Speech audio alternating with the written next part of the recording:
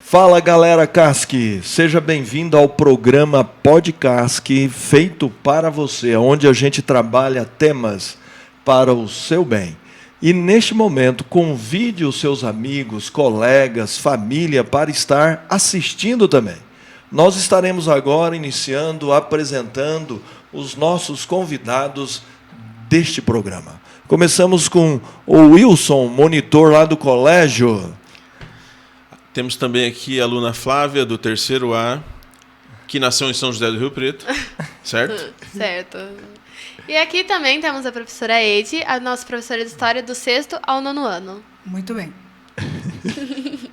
E dando continuidade, a galera Casque quer conhecê-los melhor. Portanto, a pergunta que eu faço para a professora Eide neste momento é: nos seus momentos de lazer, que provavelmente não devem ser muitos, o que gosta de fazer? Primeiro, ficar no meu sofá maravilhoso, fazendo crochê. Olha só. Eu acho que o crochê me relaxa bastante, me distrai muito a cabeça. Eu adoro. Bom, agora a pergunta é para o Wilson. O que você gosta de fazer no seu lazer? Olha, as poucas horas de lazer que eu tenho, que sobram, eu gosto sempre de estar com a minha família, eu gosto de estar com o pessoal da igreja, com os amigos, com os irmãos, e sempre estar com alguém, não estar sozinho. Estou no Desbravadores, estou acampando, estou viajando, então isso me faz bem. É lógico que em algum momento a gente quer ficar sozinho também, mas a minha curtição maior é estar com as pessoas que eu amo. Amém. Continuando, nós estamos aí nesses 10 dias trabalhando o tema sobre oração. E a pergunta é, professora Eide, o que a oração representa para você? Para mim, é a força da vida mesmo. Porque é algo que a gente fica muito sensível, você pode falar muito com Deus na oração, em todos os momentos. E a oração, para mim, foi um momento maravilhoso, assim, quando eu fiquei muito doente e a escola fez oração. Os alunos fizeram e a oração intercessória, ela acabou interferindo muito na minha vida e Deus fez um milagre, né, para mim. E para mim, então, a oração no dia a dia, ela é muito presente na minha vida. Bom, agora eu vou te fazer a mesma pergunta, né? O que a oração representa na sua vida, Wilson? Olha, a oração na minha vida, ela é como um rapaz que eu conheci em algum momento da minha vida lá numa escola onde eu dei aula. E a gente sempre conversava, poxa, mas esse estagiário sabe de tudo. O cara era um estagiário de física, da área de física, mas tudo que você perguntava para ele, esse camarada sabia. Se ele não sabia, ele sabia de alguém que sabia. E aí a oração, para mim, é mais ou menos conversar com Deus, que sabe de tudo de melhor para a minha vida. Se ele não sabe, ele não é Deus, mas aquele menino de física, ele mais ou menos é o que representaria assim a gente figurando, né?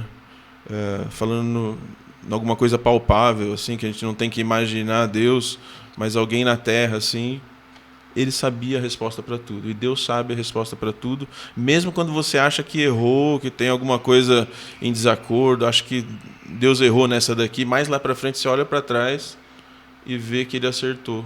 Antes da pandemia, eu comprei 2 laptops. E eu comecei a pensar comigo, assim, comecei a me recriminar, falar assim, poxa, que consumismo, né? Para que 2 laptops? Já tenho um desktop em casa, comprar 2 laptops, só eu que uso praticamente. Veio a pandemia e a minha filha Sara, ela não desgrudou do computador o tempo todo. Deus sabia que eu ia precisar de 2. Eu não sabia, mas Deus sabia. Amém. Amém. A oração é você entrar em contato com aquele que tem a solução para o seu problema. Exatamente. E como é bom a gente, quando a gente tem algum problema, alguma coisa, logo a gente se acalma quando a gente conversa com Deus, pedindo para que ele acalme o nosso coração, que tranquiliza a vida da gente. Olha, eu incomodo demais Deus, se for pensar assim, né? Porque eu oro o tempo inteirinho, não é de qualquer jeito que eu estiver. Eu acho que a oração ela faz uma diferença tão grande na vida da gente que ela tranquiliza você, ela te deixa muito próximo. E quando acontece alguma coisa, parece que você nem percebeu. A coisa te tranquilizou tão rápido, tão fácil, e você nem percebeu. A gente tem que lembrar que Deus não é como os seres humanos, né? Se a gente fica falando com o ser humano, ele vai chegar no pensamento, essa pessoa está me incomodando, fica me pedindo toda hora. Mas Deus não é assim. Deus não é assim. Lá no livro de Hebreus, lá diz que se a gente quiser, a gente pode ir ousadamente, né? Usa a figura do santuário, onde tinha um sacerdote que através dele se colocava em contato com Deus. Então nós não precisamos nos preocupar, nós temos que falar. Deus gosta que seus filhos o procurem. Neste momento, então, nós vamos adentrar justamente, profundamente, no texto que nós estaremos utilizando para dar sequência à nossa conversa. Bom, e o texto encontra-se em Ezequiel 21:24, que diz: Portanto, assim diz o Senhor Deus, visto que me fazeis lembrar da vossa iniquidade, descobrindo-se as vossas transgressões, aparecendo os vossos pecados em todos os vossos atos, e visto que me viestes à memória, sereis apreendidos por causa disso. Professora Eide, neste texto, aqui está dizendo que muitas vezes nós lembramos a Deus dos erros aos quais nós havíamos cometido. Puxa vida, isso me leva a pensar, se eu estou lembrando, é porque ele havia esquecido. A gente precisa entender o esquecer de Deus, né? O esquecer de Deus ele perdoou. Então, erros que já haviam sido perdoados, que estão retornando a acontecer. E ele diz, vocês me lembram. E aí a ideia e a pergunta que eu lhe faço como evitar cair nos mesmos erros? Não é fácil, é muito difícil isso. Mas eu tenho que estar sempre ligado com Deus, porque Ele vai me ajudar a lembrar, evitar errar novamente. Mas às vezes eu insisto.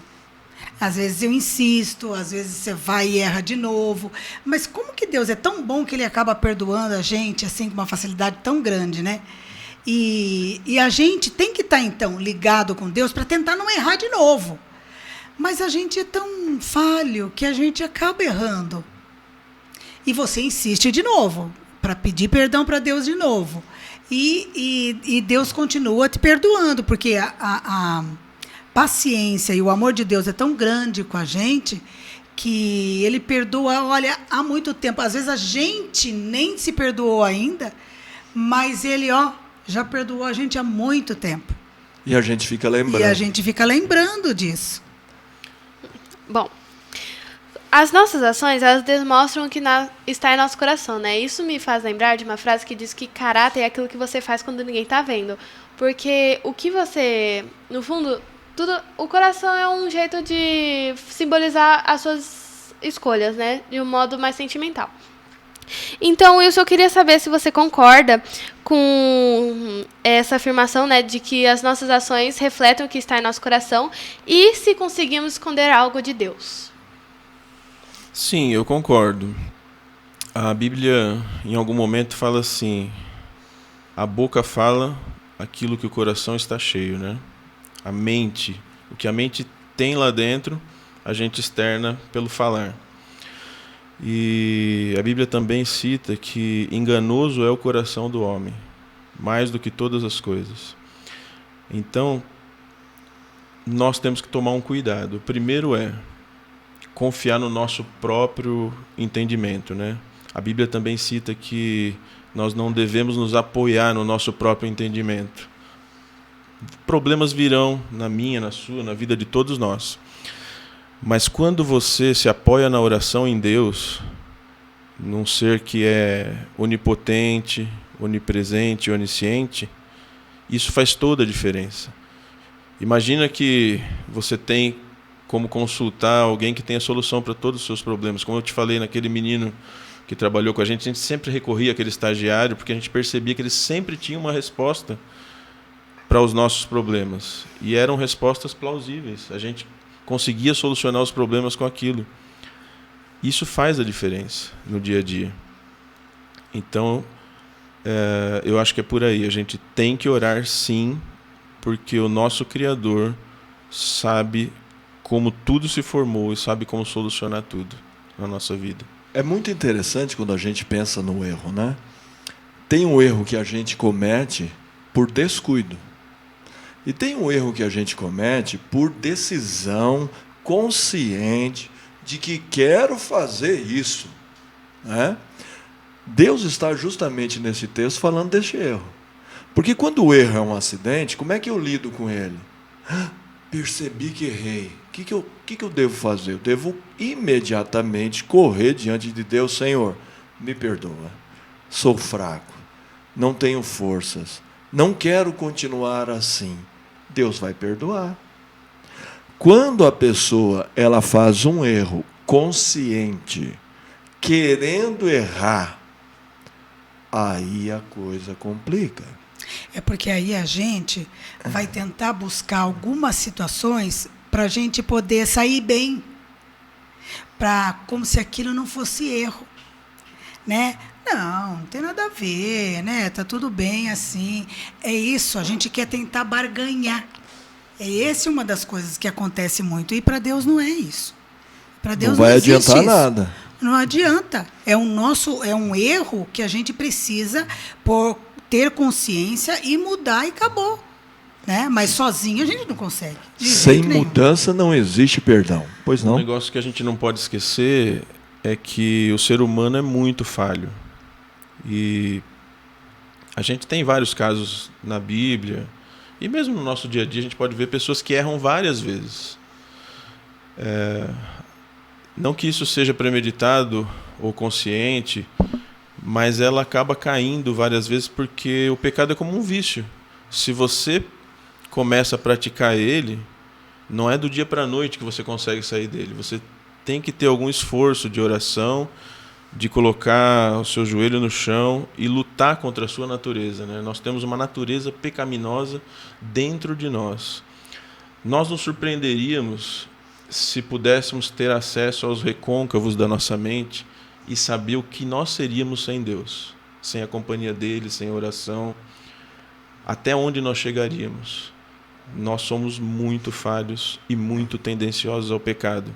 Por isso a gente tem que tentar e tentar novamente, e se caiu, levantar outra vez, pedir perdão e ir em busca Dentro da sua fala, eu lembro de filmes ou seriados aonde existe uma pessoa que consegue ouvir os pensamentos da outra. Não sei se vocês já viram alguma coisa assim. É um filme. Você já parou para pensar que alguém pudesse ouvir, mesmo sem você falar, os seus pensamentos? Nossa! Pensou? Dá um pouquinho de vergonha às vezes. Aquilo que ninguém sabe, que já pensou. Nossa! Mas Deus sabe. E mesmo assim Ele não nos julga, Ele não nos condena. Ele espera o seu Santo Espírito atuar em nossa vida para que a gente se arrependa. Olha, que amor é este? Pensou, que Deus que é esse? Meu Pai. Porque muitas vezes, se alguém soubesse o que nós já pensamos, talvez ele virasse a cara para a gente. Sim, e não ele também cria situações para que você se aproxime dele.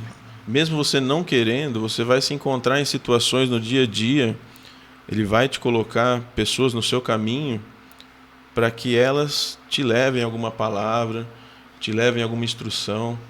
E tudo que nós fazemos, né, dentro da educação adventista é para levar os nossos alunos, os nossos funcionários, a um relacionamento mais íntimo com Deus, de volta ao Criador.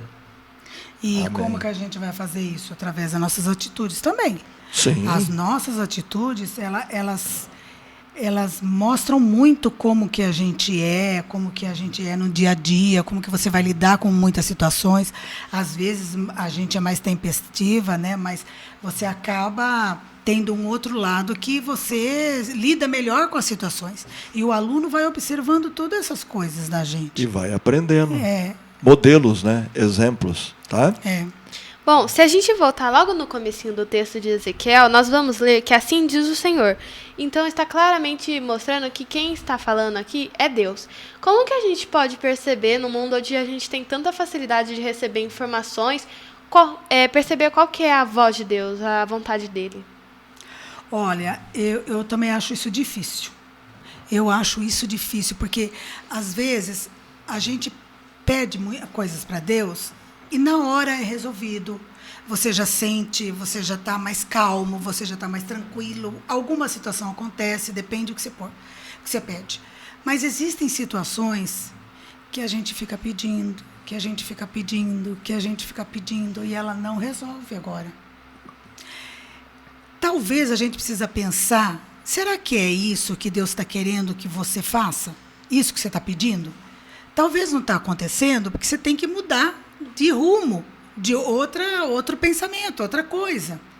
Porque se não está acontecendo alguma coisa, Deus está querendo mostrar. Mas às vezes a gente não consegue enxergar isso. Então tem vezes que eu peço muito para Deus assim, para Ele me ajudar a enxergar o que eu preciso saber. Porque às vezes Ele fala na nossa cabeça, a gente começa a pensar. Os pensamentos que vai brotando em você é que Deus está te falando, que está te mostrando. Mas muitas vezes a gente faz de conta que... Não escuta? Não entende. é isso. Não, será que é isso? Não é possível. Aí você quer mudar para o seu jeito. E aí você fica pedindo, e pedindo, e pedindo. Mas não, tem alguma coisa errada. Alguma coisa errada que eu estou fazendo, que eu estou pedindo, né? Ou não estou entendendo direito. O ouvir a voz de Deus, saber se nós estamos ouvindo ou não, ele vem pela intimidade. Eu me lembro de um programa que a gente fez na igreja, e a gente trazia os filhos assim, era época de Páscoa e tal, e a gente falou assim, vamos ver quem reconhece a voz do Cordeiro e tal. E o filho lá atrás falava assim, mamãe, ou mãe, ou como ele fala normalmente com a mãe dele, e as mães levantavam na hora na igreja, não, esse aqui é o Joãozinho, fulano. Ah, esse aqui é o ciclano. Elas iam reconhecendo pela voz. Pela voz. E a intimidade com Deus vai te dando condições de você ouvir a voz de Deus e identificar se é de Deus ou não. Se você não tem um relacionamento com Ele profundo, a cada dia orando, lendo a palavra de Deus, testemunhando, não tem como você identificar. Você vai ficar voando, você vai ficar à mercê das doutrinas desse mundo, e qualquer vento de doutrina pode te enganar. Mas quando você tem um relacionamento com Deus, aí faz toda a diferença. Quando você ouvir a voz dele, você vai identificar. No Evangelho de João, capítulo 10, lá define Jesus como pastor, né? Sim. Eu conheço as minhas ovelhas, e as minhas ovelhas sabem e reconhecem a minha voz. É algo que para a gente pensar, será que eu estou compreendendo e entendendo a voz de Deus? Sim. Procure na Bíblia, na oração e na intimidade. Mas agora estamos finalizando.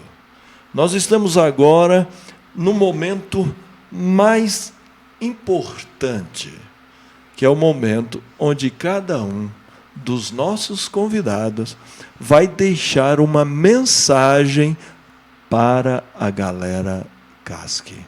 Quem gostaria de começar? Qual mensagem você Foi eu mesma. A professora Eide vai, então, Vou começar. eu mesma, não tem para onde fugir, né? Então vai. Mas, queridos, a oração ela é essencial na vida da gente. Nunca deixe de pedir ajuda a Deus em qualquer momento, em qualquer situação que você tenha na sua vida. Pode ser de felicidade, pode ser de tristeza, pode ser problemas, dificuldades, o que for. Ore a Deus e espera que Ele vai te mostrar como que você vai se comportar, como que você vai ter que agir. Porque a oração ela faz parte da nossa vida, do nosso dia a dia. Esteja sempre presente, sempre pedindo a ajuda de Deus, conselhos de Deus, que é Ele que vai nos ajudar a sentirmos melhor, né, e enfrentar as dificuldades da vida. Tá bom? Sua vez, Wilson. Bom, galera, Casca, é o seguinte.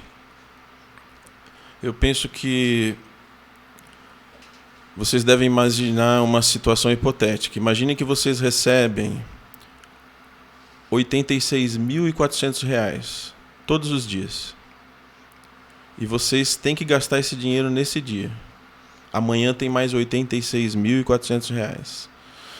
Isso acontece com vocês todos os dias. Todos nós recebemos 86.400 segundos cada dia para viver.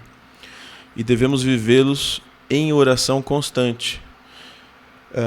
Vou ficar de joelho? Vou ficar deitado na cama orando o dia inteiro? Não vou trabalhar? Não é isso. Você deve orar constantemente, vindo os problemas, vindo as dificuldades, momentos alegres, escolhas. Como a gente comentou aqui já, né? Se você tiver condições de decidir assertivamente sobre tudo na sua vida, você vai ter uma vida feliz. Você vai ter uma vida, apesar de ter problemas, vai encontrar soluções. E mesmo quando você não encontrar, quando você olhar lá no futuro, para trás, você vai ver que foi a melhor coisa ter ouvido a voz de Deus e seguido a direção dele. Mesmo que em algum momento você não entenda. Mesmo que em algum momento esse não entender te provoque dúvida. Mas eu gostaria que você ficasse com essa mensagem. Aproveite os 86.400 segundos para abraçar, para viver perto da sua família, para ter os seus amigos, mas principalmente para estar em constante oração com Deus. Amém. Agradeço aos convidados e estamos chegando ao fim. Portanto, galera Casque, mais uma vez, muito obrigado por sua audiência. Mas por hoje, estamos terminando. Tchau, tchau para vocês. Tchau, tchau. Foi um prazer. Até a próxima.